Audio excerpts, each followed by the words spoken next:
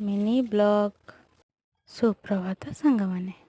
ଆଜି ମୋର ଉଠିବା ଟିକେ ଡେରି ହେଇଯାଇଥିଲା। ତ ଆଜି ଯେହେତୁ ଗୁରୁବାର ଥିଲା, ବୈଶାଖ ମାସ, ଆମର ସେର ଓଜା କାର୍ଯ୍ୟକ୍ରମଟି ହେଇଥିଲା। ମାର୍ଗଶିର ମାସରେ ଯେଉଁ ସେର ବସା ହୋଇଥାଏ, ତାପରେ କିଛି ମାସ ପରେ ସେର ଓଜା ମଧ୍ୟ ହେଇଥାଏ। ବୋଉ ଏଠି ବସି ଅଳତା ଲଗାଉଥିଲା। ତାପରେ ମୁଁ ବନେଇଥିଲି ମୋର ସକାଳ ଜଳଖିଆ।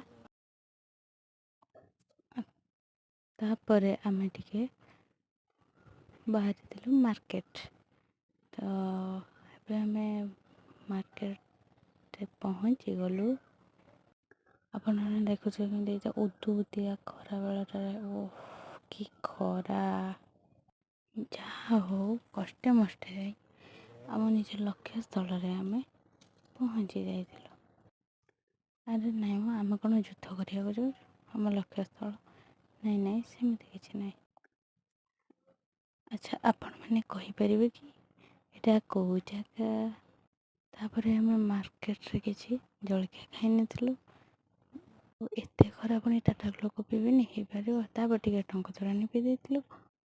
ତାପରେ ଆମେ ଚାଲି ଆସିଥିଲୁ ଟିକେ ଆମର ପରିବା କିଣାକିଣି କରିବା ପାଇଁ।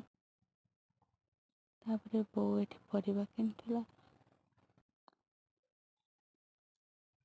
ତା କିଛି ସମୟ ପରେ ଆମର ପରିବା କିଣା ସରିଯାଇଥିଲା।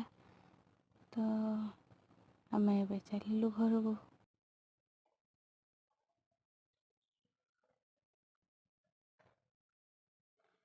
ଯେହେତୁ ଆଜି ଗୁରୁବାର ଥିଲା, ତ ଚୁଲି ପୂଜା ହେଉଥିଲା। ଆପଣମାନଙ୍କ ଘର ଆଡ଼େ ଚୁଲି ପୂଜା ହୁଏ କି? ନିଶ୍ଚିନ୍ତ କହିବେ।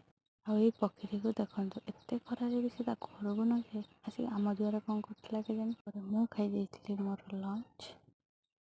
ଏତିକି କହି ମୋର ବ୍ଲଗ୍ଟି ଶେଷ କରୁଛି।